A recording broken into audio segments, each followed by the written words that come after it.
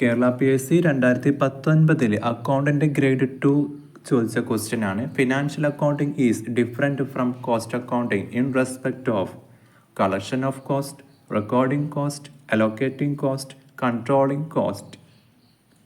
ശരിയായ answer controlling costing.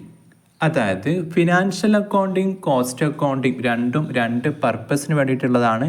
Cost accounting internal control, decision making, cost control, cost analysis.